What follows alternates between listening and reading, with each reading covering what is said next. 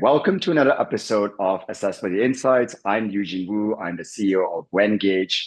And Venngage is the only design tool in the market that helps you create ADA compliant documents and PDFs. So if you're tired of remediating PDFs and want to start creating accessible designs from the start, you can try Venngage for free. Right, back to the podcast.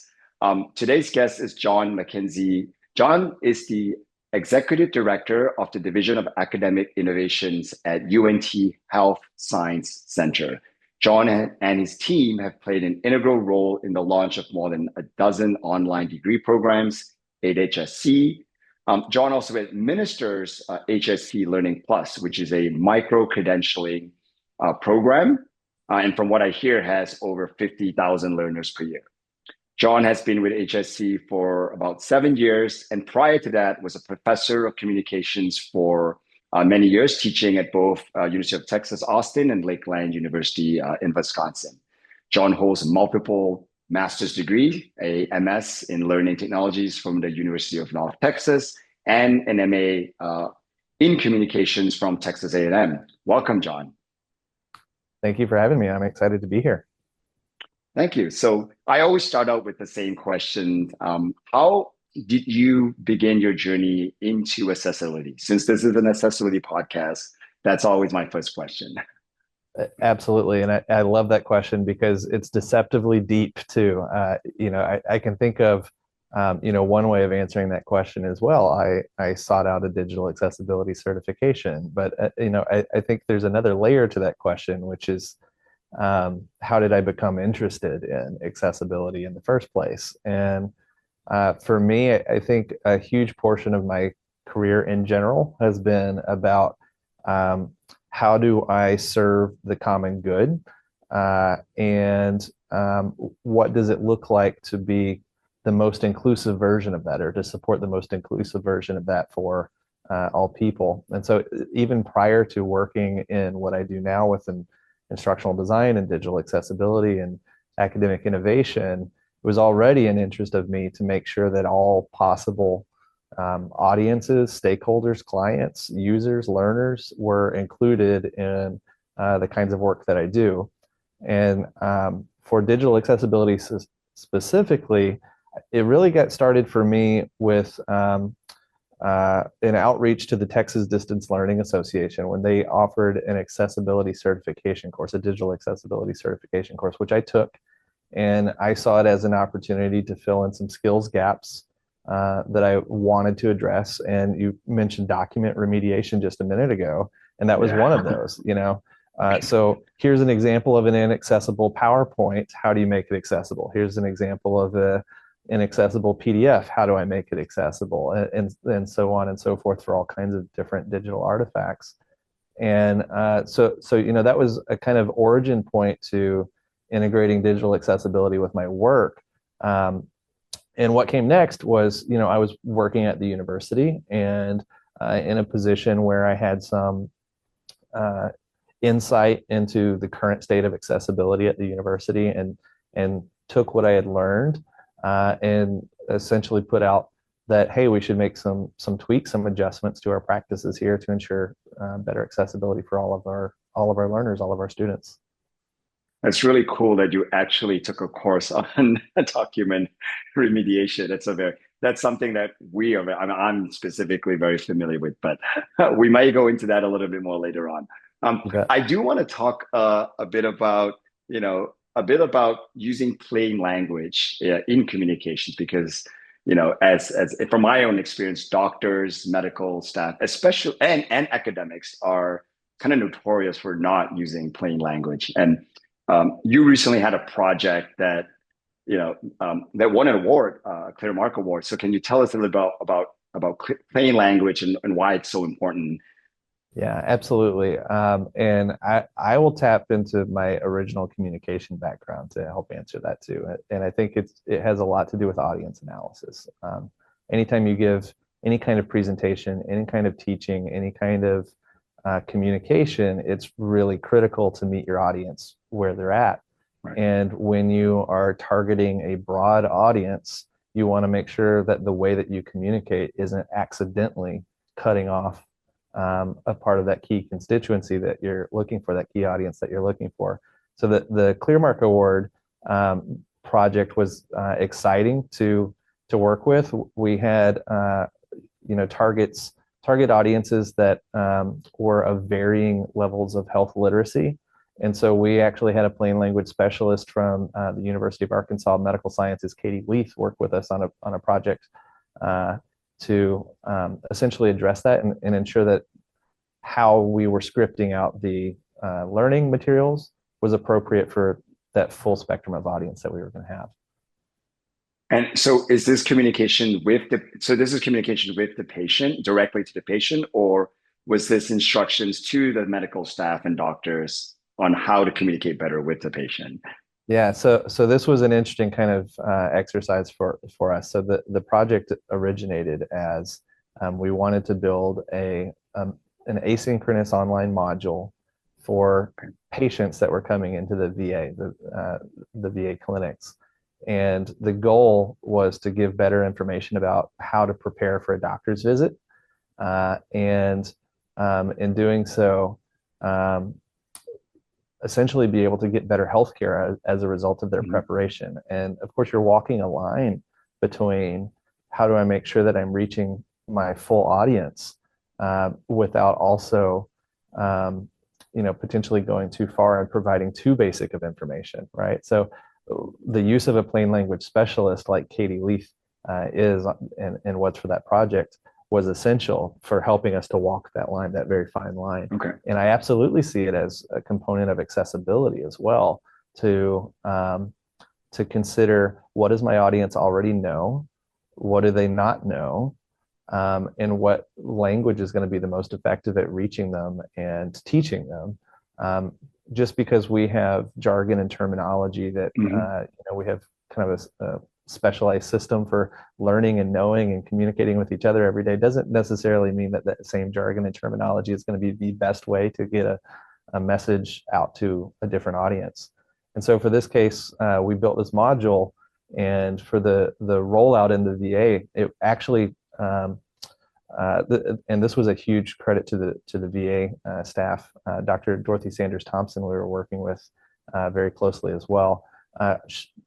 The implementation that they ended up with was on the back side of the ID badges of all of the providers, they had a QR code that would take them directly to this short online module that we had. And so all of the patients that were coming in through the VA North Texas clinic were given access essentially to this module that we developed, so that as they're preparing for their next doctor's visit or their next visit to the VA, they have a little bit more information about how best to prepare. Very cool. And 100% agree about plain language being, really making a lot of content accessible. It's one of those fairly simple, at least from an implementation point of view, fairly, maybe not simple, but definitely something that you can do. Like, I do have a question around, so you mentioned hiring a plain language expert or a specialist. And for those who don't have access to that kind of expertise, would you suggest using like, ChatGPT or an AI, and I know there are fair amount of, in fact, I've even advocated this a little bit on my LinkedIn, like, whenever you're writing, whether it's a LinkedIn post or something even, more bigger than that, just get ChatGPT to edit it in plain language. And there are certain prompts you can use, very simple prompts you can use. Like, hey, edit this, in I guess a grade 10 level or something like that. Sorry, maybe a grade 8 or grade 7 level, a little bit lower. Or just use the prompt like, can you rewrite this in plain language if you're using jargons and all kinds of very, sector specific language? Yeah, I think as AI continues to develop and it's developing faster, I've actually said this at a few talks that I've given. You're probably familiar with Moore's Law, which is basically about the rate of development for computer processing speed. And it's held for over 40 years that essentially computer processing speed is doubling every 18 months or so. And so I've pitched my own version of Moore's Law for AI, which is basically it's developing faster than we can make time to talk about it. And and so for this question in particular, I think yes, absolutely. Try out AI tools. They are very effective, whether we're talking ChatGPT or Grammarly or other solutions that are out there to edit the language that you've written. It can target a grade level. It can target a level of complexity that you're going for, lack of complexity. But I would also caution that anytime we're using AI, we are ultimately accountable for the accuracy of the results that we're getting and how we integrate them into our workflows and our ultimate final products. But it's an incredibly powerful way to get started, and oftentimes it's capable of so much more than you anticipate that it will be capable of when you start to use AI for a solution like this. Yeah, I mean, and I agree with the statement of you are responsible for the end result. In fact, I've heard this use. I think it's called 10-80-10, which is you supply the first 10%, which is usually the prompt and the context, and then the AI does 80%, and then the last 10% would be you editing and making sure it didn't hallucinate or add something that is not appropriate or whatever it is. So and that's sort of what I kind of do. I mean, not for all content, but for simple content, it's usually a 10-80-10 rule that I apply as well. Yeah, I think that's a great principle. That's a great rule. And the piece that I would add on to that is it's very easy once AI gives you a really robust answer to a question and you're impressed by it to just kind of stop at that moment. But I always try to make sure that, especially if I'm asking it to do something comprehensive for me, I still spend time in that last 10% that you're talking about to make sure that it leave off something important that needs to be included. So not just the accuracy of what it gave me, but what was left off, if anything, right, that needs to be included. Yeah. For sure. And then at the end of the day, AI is learning from human content. So we actually have to continuously add to the whole library of things that AI is learning from. And if we're just relying on AI, like that's going to be like this vicious cycle of nothing being added to the library to the canon of knowledge in this world. Right. Absolutely. So while we're in the topic of AI, what are you working on right now? Like, what? Oh, I guess what's the whether it's technology, AI, or a project? What's something that you're working on right now that really excites you? So there is one project coming up that we're going to be starting next month that integrates AI and holographic video production, and we're very excited for that project. There is a product out there that basically allows you to create AI video avatars of a person, of an animated character, you name it. And it's also linked up with large language models so that you can train it to have specialized responses on the topics that you want to train it on. And so we have a couple of different ways that we are anticipating using it. Of course, it's a pilot project for us, so we're gonna learn how well it works along with the rest of the world at the same time. But the two uses that we're immediately putting it to, one is we've developed a kind of wellness and well-being mascot of sorts for the university.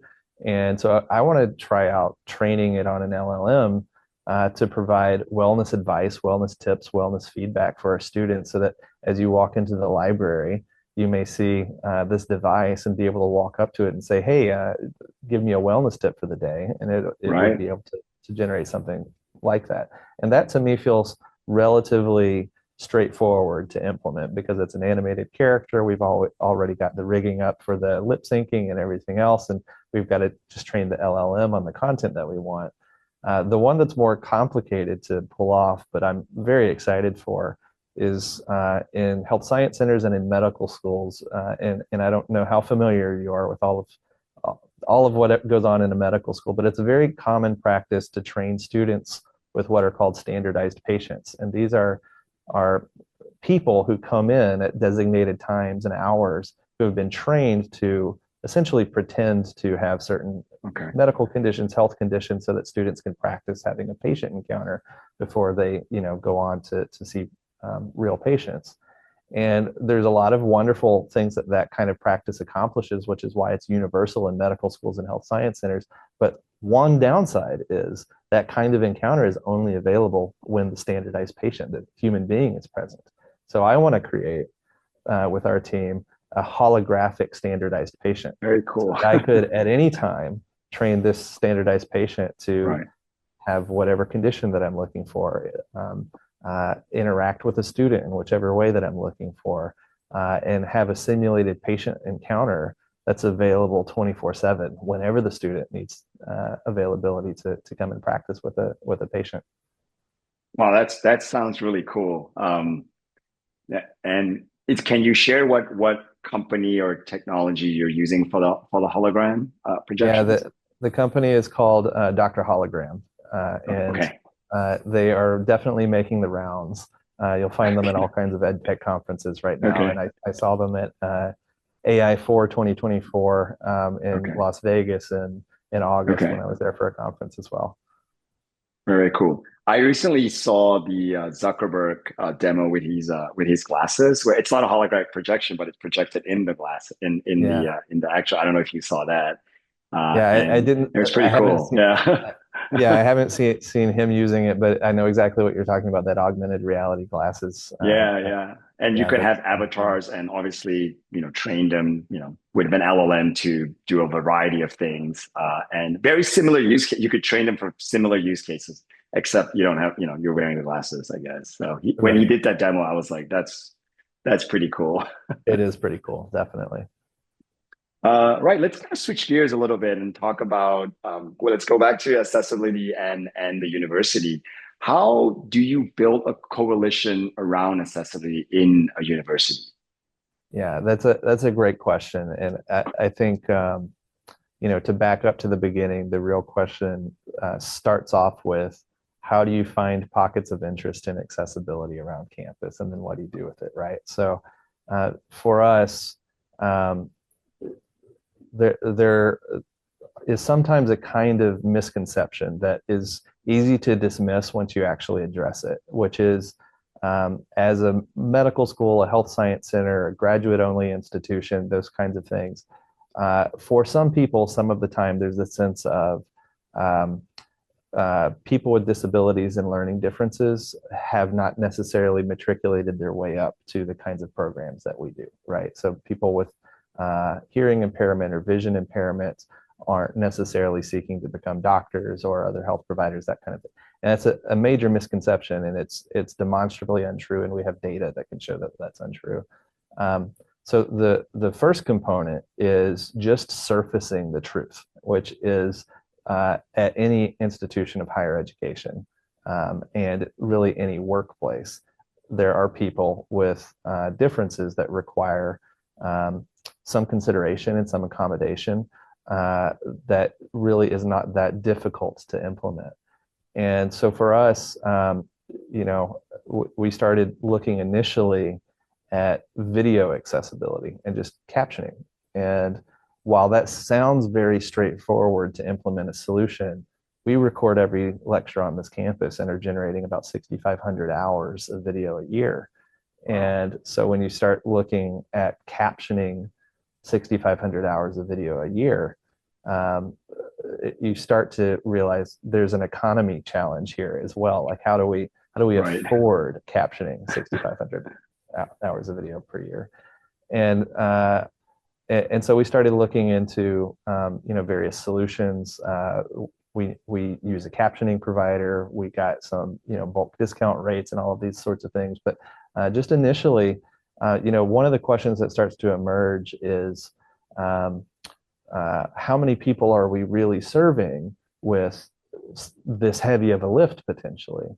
And you start to get into once you start looking at accessibility deeply, you realize that the kinds of adjustments that you're making for accessibility reasons and access reasons benefit all of your learners, not just those who need them for one narrowly defined reason, say a hearing impairment, for example. And there are other beneficiaries of that, and it's a part of a broader practice of high impact educational practices that increase learning for all.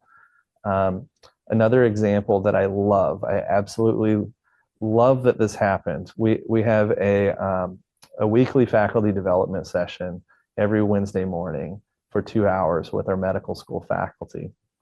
And one of our medical school faculty came in, and this is after we had had some conversations about accessibility already, and shared an example of a graph that was in some of their course materials. And he says, I can't tell what this graph says. And he goes into telling his story about being colorblind. And immediately it surfaces that color blindness isn't a particularly rare phenomenon, that the fix is very straightforward and easy. Adjust some colors, adjust some patterns, that kind of thing. And it's not something that happens with folks that are off somewhere else. It's happening right here. And when you start to share like data points, 1 in 12 men are colorblind, 1 in 200 women are colorblind, and you recognize, hey, we have cohorts of 230 medical students that we're bringing in every year. That means not one, not two, but an armful of them are likely to be colorblind. This should seriously be a consideration in the design of our learning materials if we want to give everyone the best opportunity to learn. And one of the things that really starts to stand out is you start to build these collections of interested parties who over time you've sold on the idea of accessibility and of course of universal design for learning as well. It starts to come together in very interesting and different ways. And one of the ways that I think I see a difference is the care and attention that goes into designing any kind of learning object to be accessible is the same kind of care and attention we hope gets put into the design of any learning object. And it's almost a reminder to slow down and think about the best way to deliver this learning material in order to best benefit your students. And it's almost like a built-in self-check that happens once you've keyed people into the mindset that that's something that they should be thinking about. Yeah, and I think the problem that we usually face is accessibility. It's not in the mindset. It's always an afterthought. It's always kind of dealt with. It's a reactive kind of emotion. Like, oh my gosh, we publish all these, whether it's a learning, course or whatever it is, or content, and then there's a gatekeeper somewhere that says, hey, these are not accessible or compliant, and then we go in and try and then fix it. How do you kind of teach or train your staff or any of the, whether it's instructional designer or anyone creating content, to have that accessible kind of design mindset? Because that's usually a huge challenge in higher ed. Yeah, it is. It absolutely is. And I think it takes a multi-layered approach to really accomplish that. So to touch back on something I mentioned a minute ago about accessibility benefiting all learners, do you know what the number one reason people use captions is? It's not that they have a hearing impairment. It's that they like to read the words on the screen. It increases. Yeah, I use captions. Absolutely. And my wife loves captions. She is not hearing impaired. I'm not hearing impaired. I prefer to have the captions off, but like she's a perfect test case example of, it's not everyone that watches a video has to have a hearing impairment for captions to be good for them. And there's plenty of other examples out there too, like English as a second language learners strongly benefit from the use of captions, especially when they're being introduced to new words and new complex medical terminology and jargon. And once you start to see that the variety of accessibility solutions that are out there are beneficial to a wide swath of the population with or without a disability that needs accommodation, you can start to build a mindset that this is just a best practice. It's not an afterthought. It's not something to tack on at the end. This is what it means to develop effective learning materials. And so, that is one arena, right? Is just building recognition that this is a best practice for all.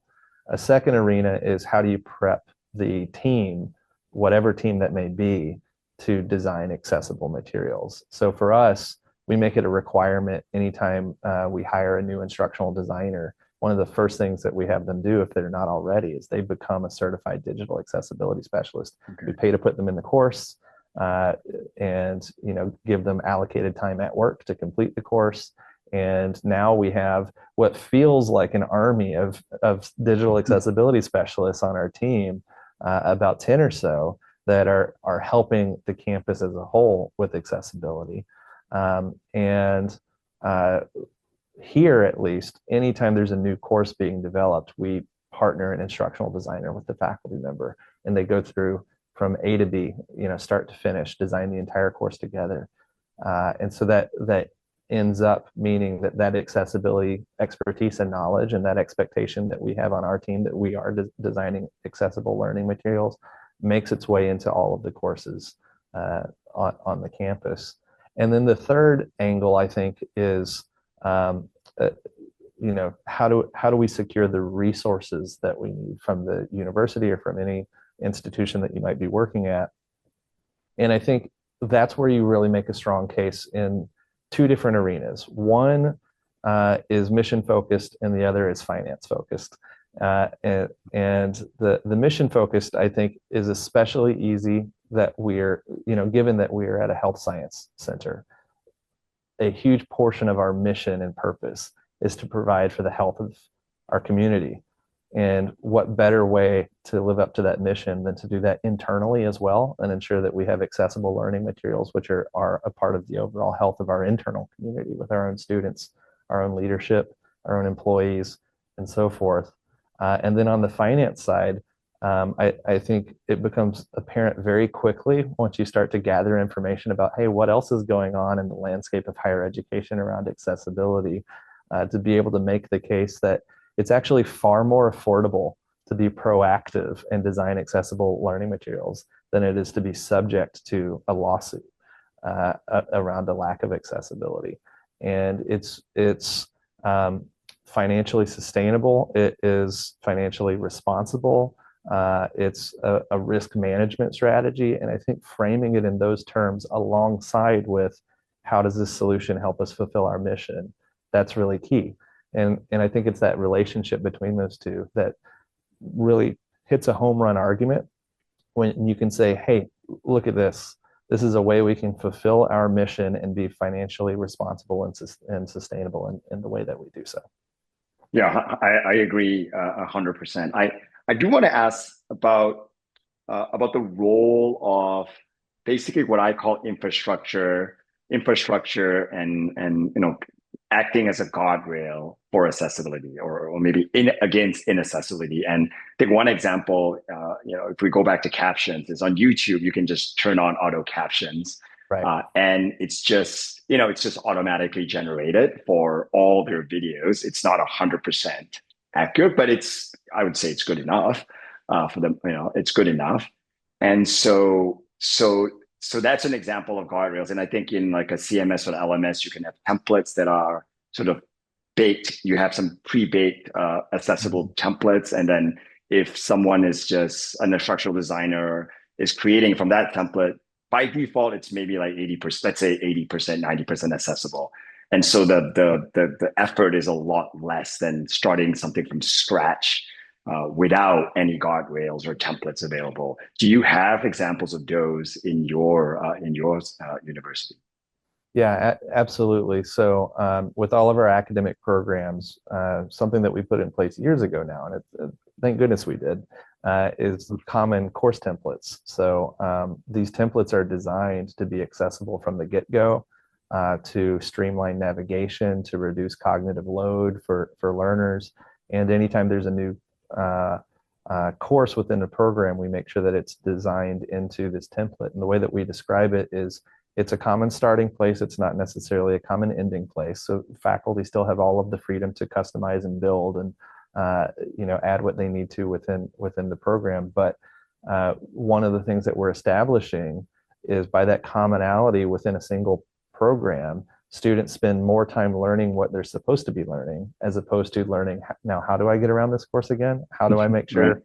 sure, I can find everything that I'm looking for? And if you layer on inaccessible course design on top of that, then it becomes even more frustrating and challenging for those students when you don't have those kinds of templates available.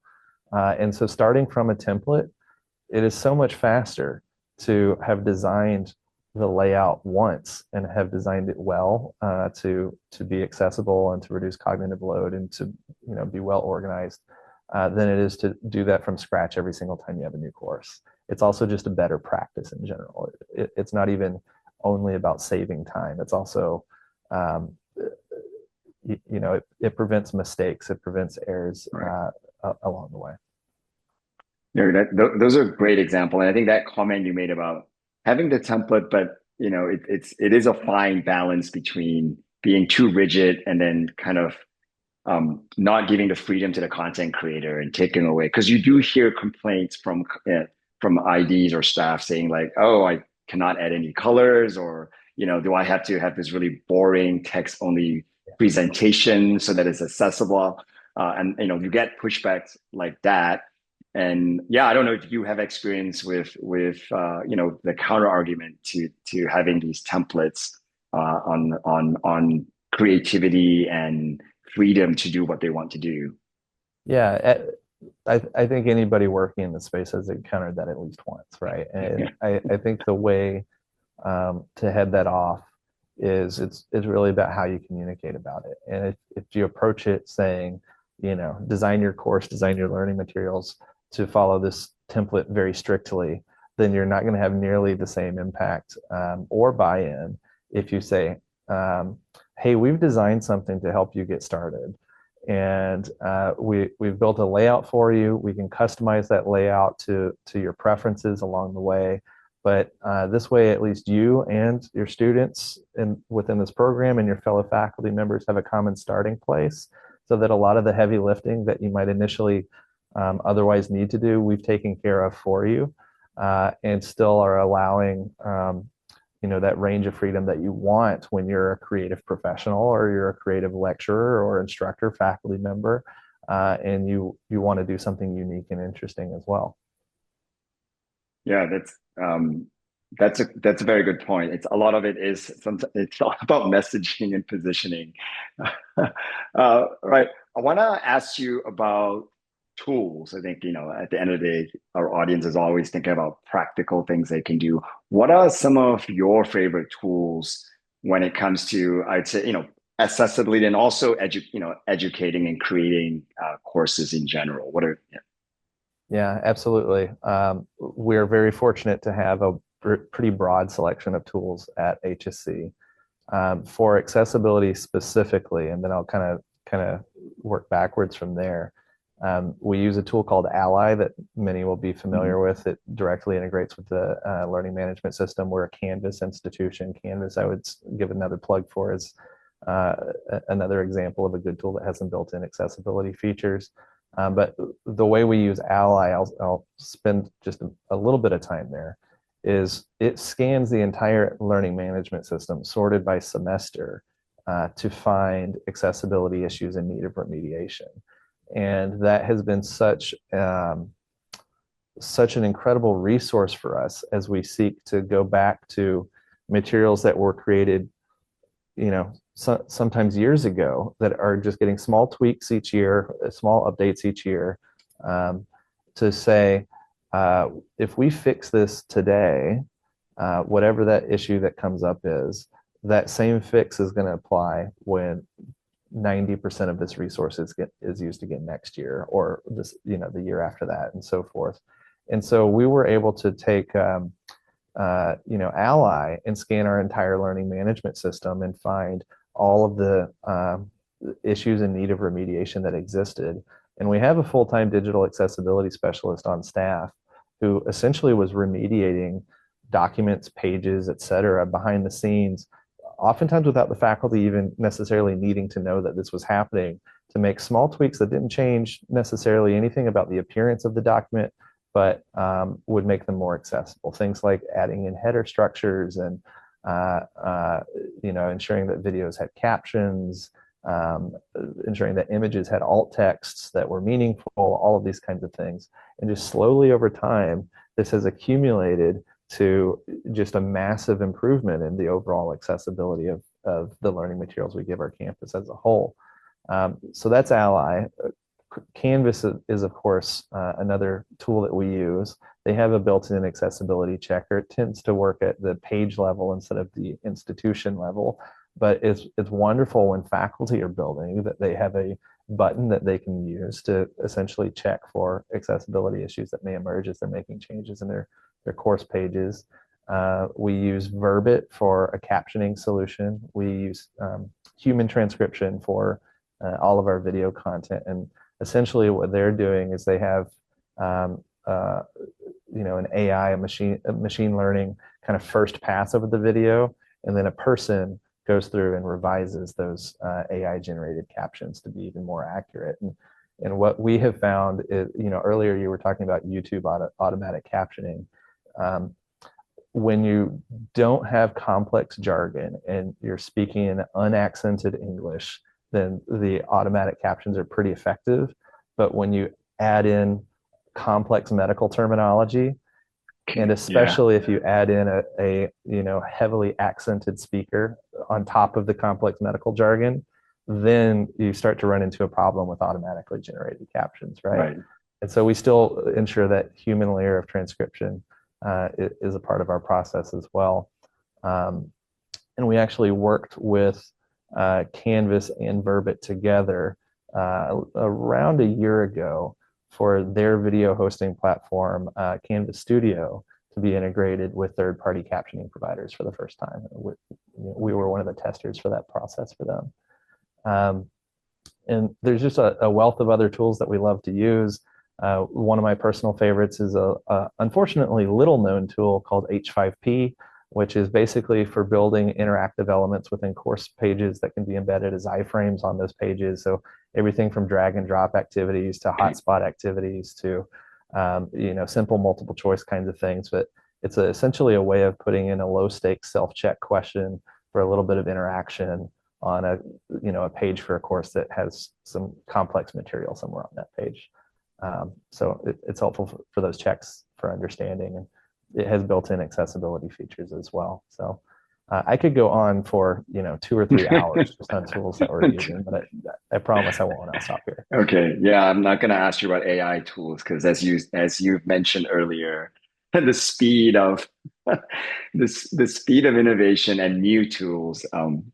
As we've spoken, there's probably another 20 to 50 AI tools that have launched, I'm sure. Yeah, well, I'm sure you probably saw Microsoft today announcing that new Copilot launch with the voice features. It'll speak to you, and it has vision features as well, so it will see your screen and comment on your screen and give you feedback. So, yeah, that just came out today. Okay, no, I did not. I have not been paying attention to. I have a newsletter that I read weekly, and that's overwhelming. And it's only a weekly newsletter. And obviously that's Twitter that I follow once in a while. Speaking of following, who do you follow? Who should we follow? Any recommendations for people that you like in either in AI, in tech, or in accessibility? Yeah, so in accessibility, there's one person in particular that I think everyone should be familiar with because he is such a titan in the field, and that's Thomas Tobin. You've likely heard his name before. He published a book a while back called Teach Everyone, Reach Everyone, and is a leader in accessibility and universal design for learning. We were very fortunate to have him as a guest speaker a few years back now, 2 or 3 years back. And one of the things that I love about his work is, first off, I think he has a very level-headed and at the same time comprehensive approach to all of the questions that emerge around accessibility and universal design for learning. But then secondly, when you actually witness him present, he practices what he preaches very well. And there's a practice that you don't see often, but when you do and you see it performed well, you immediately say, I should start doing that too. And so for him, for example, he has a number of images integrated into his slide decks when he's presenting from, and a practice that when you first hear it for the very first time, it kind of gives you pause for a moment, like, wait a minute, what's happening here? But then you hear it the second time and you're totally on board, is he'll verbally describe images that are on his slides for those who can't see them. Right. And it immediately strikes me as this is not just a person who knows about accessibility and talks about accessibility. It's a person that practices it in his day-to-day life and his day-to-day work. And he's so seamless about it too, that something that sounds out of place initially to people who have been listening to presentations their whole lives and not having images described to them, immediately you want to say, I'm going to start describing images in my presentations for those who may not be able to see them. And that doesn't always have to only be a person who's vision impaired. There's other reasons that may be the case too, whether it could range from the very mundane, from like tech issues to color blindness to other issues that emerge. But then the other phenomenon that you see when he starts to describe these images is a lot of times as he's describing them, you see why he has included them in a different way. And so it's actually an element of teaching the entire room as opposed to just making an accommodation for those that may have a vision impairment. So Tom Tobin all the way, 100%. A great recommendation. So we're out of time, unfortunately. This has been a great conversation, John. I really appreciate you coming to the show. For our fans out there, how do they reach you? What's the best? Is it LinkedIn? I take it, or maybe you're on Twitter or X or somewhere else. Yeah, no, absolutely. I am all over LinkedIn. Definitely reach out to me on LinkedIn. You can also reach me at my email address. It's john.mckenzie@unthsc.edu. That's our university. And I'd be happy to talk with anyone. Absolutely. Cool. Thanks a lot. Thank you.